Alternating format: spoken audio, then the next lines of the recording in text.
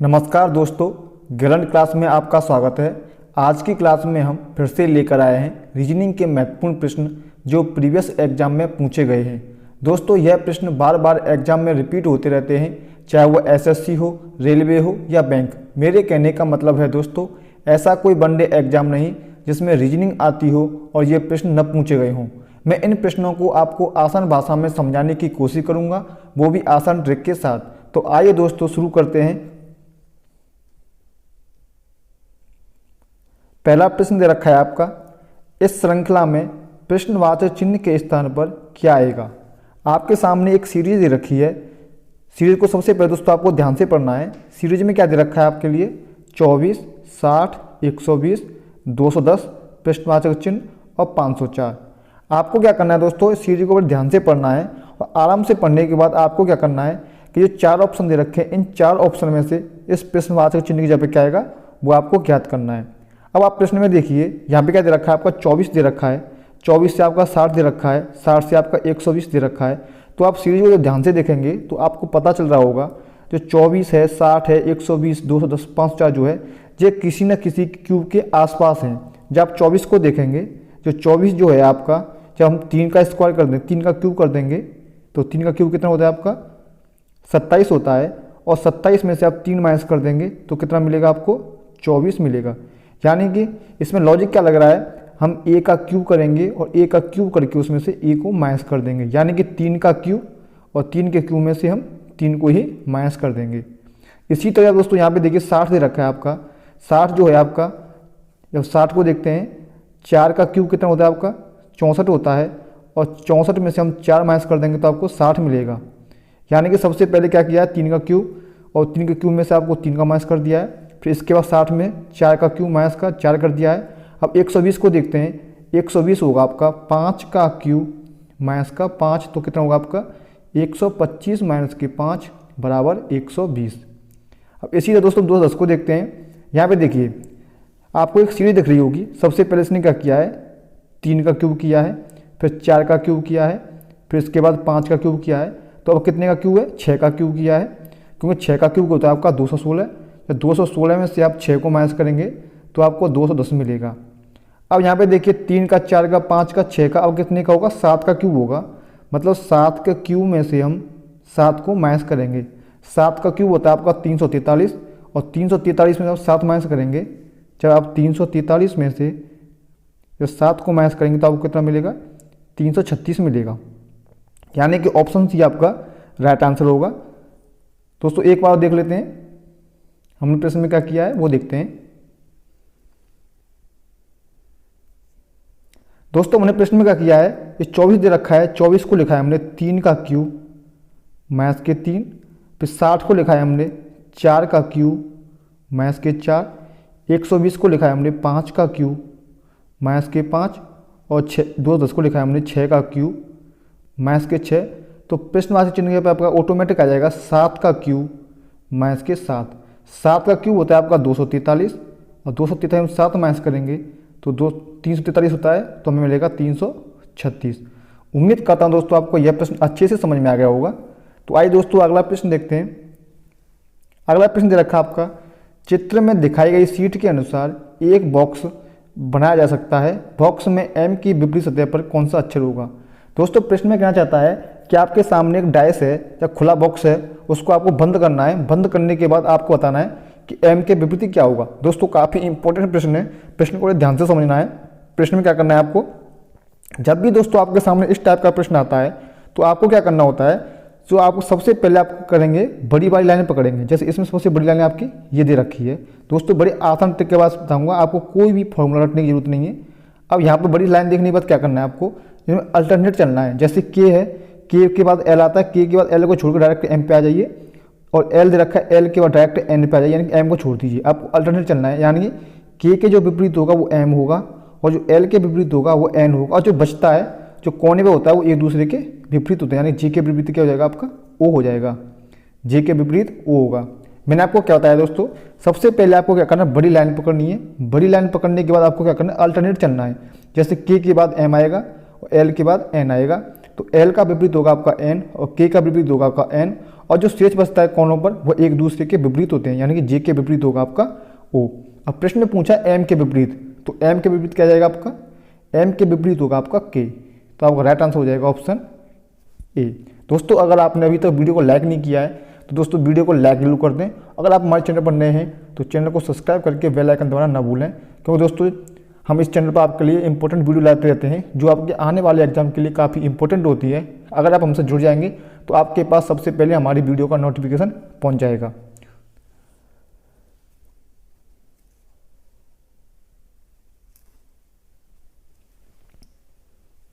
अगला प्रश्न दे रखा है आपका, निम्नलिखित दी गई आकृति में प्रश्नवाचक चिन्ह की जगह पर क्या आएगा, आपको ज्ञात करना है। दोस्तों आपके सामने एक आकृति दे रखी है, 3 आकृति दे रखी है आपको। इसमें दे रखा है 7, 3, 5 और 27, 9, 3, 5, 6, 32, 7, 4, 8, 3 और प्रश्नवाचक चिन्ह। जब भी इस टाइप का प्रश्न आता है आपको क्या करना होता है, जो भार संख्या दे रखी होती है जैसे 7, 3, 5, 4, इनके साथ हमें या प्लस माइनस करके या गुणा करके या भाग करके या स्क्वायर करके आपको अंदर वाली संख्या लेके आनी होती है। मेरे कहने का मतलब दोस्तों यह है कि 7, 3, 5 और 5 के साथ हमें कोई सा लॉजिक लगाना है, उसके साथ हमें 27 लेके आना है।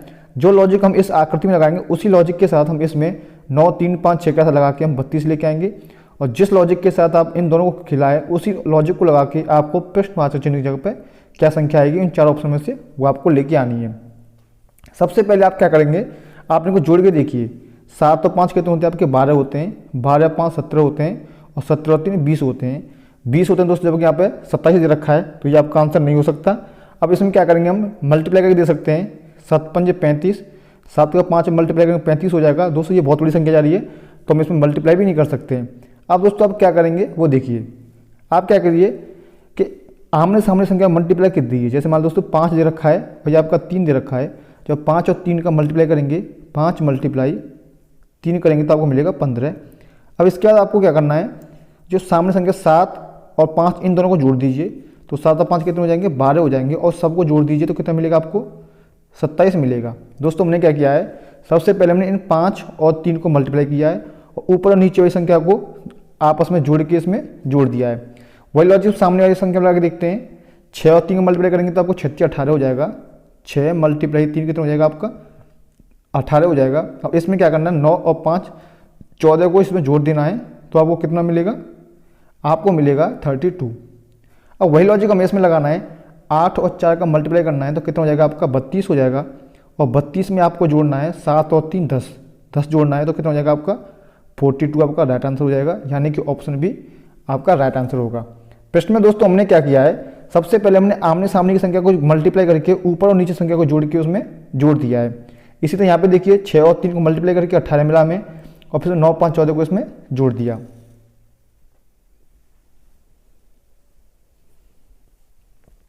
दोस्तों इसमें एक लॉजिक भी लगा सकते हैं, वो भी देखते हैं हम। इसका एक दूसरा तरीका भी है।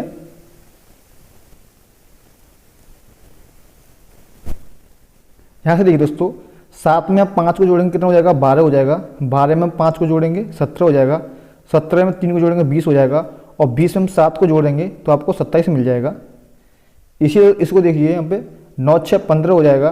15 और 5 20 हो जाएगा। 20 और 3 23 हो जाएगा। और 23 में हम 9 जोड़ेंगे तो आपको 32 मिल जाएगा। यानी दोस्तों हमें क्या करना है, इस ऊपर संख्या से स्टार्ट करना, जोड़ते हुए हम यहीं पर पहुँचना है। अब यहाँ पे देखिए 8 और 7 15, 15 और 3 18, 18 और 4 22, 22 और 7 29। दोस्तों इसमें यह लॉजिक नहीं लग रहा है, पहला वाला जो लॉजिक हमने लगाया था उसी लॉजिक से आप इसे सॉल्व करेंगे। अगला प्रश्न दे रखा है, दिए गए विकल्पों में से उस पद का चयन करें जो तीसरे पद से इसी प्रकार संबंधित है जिस प्रकार दूसरा पद पहले पद से संबंधित है। प्रश्न दे रखा है आपका, अमेरिका का संबंध डॉलर से है, उसी प्रकार कांगो का संबंध किससे होगा, जो इन 4 ऑप्शन में दे रखा है।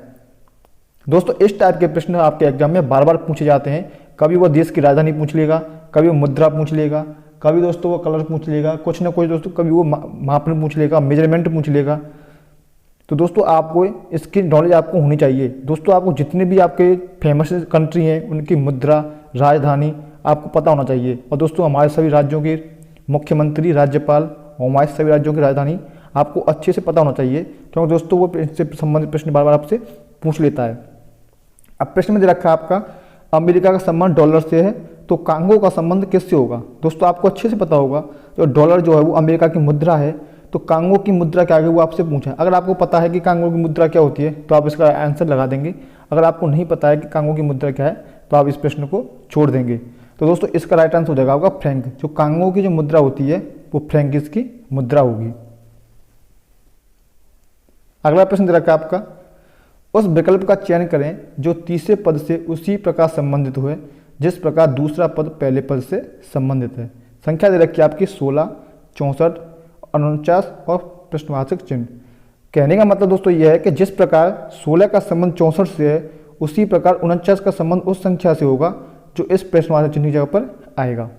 अब यहाँ पे दोस्तों ध्यान से देखिए, 16 दे रखा है आपका, 16 आपका दिख रहा होगा, 16 किसी न किसी का स्क्वायर होगा, तो आपको पता होगा 16 जो है आपका 4 का स्क्वायर है और दोस्तों 64 जो है वो 4 का क्यूब है। मतलब दोस्तों प्रश्न में क्या किया है, पहले इसने 4 का स्क्वायर किया है, फिर इसने 4 का क्यूब कर दिया है।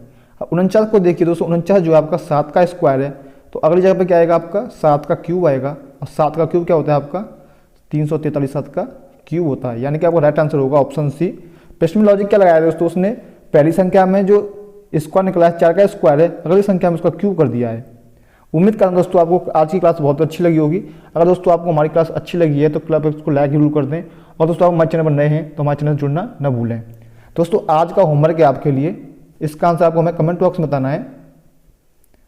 दिए गए विकल्पों में से असंगत को चुनें। आपके सामने 4 ऑप्शन दे रखे हैं, इन 4 ऑप्शन में से 3 ऑप्शन ऐसे होंगे जो किसी न किसी रूल को फॉलो कर रहे होंगे, जबकि इनमें एक ऑप्शन ऐसा होगा जो इसको फॉलो नहीं कर रहा होगा। आपको इसका आंसर हमें कमेंट बॉक्स में जरूर बताना है कि इसका राइट आंसर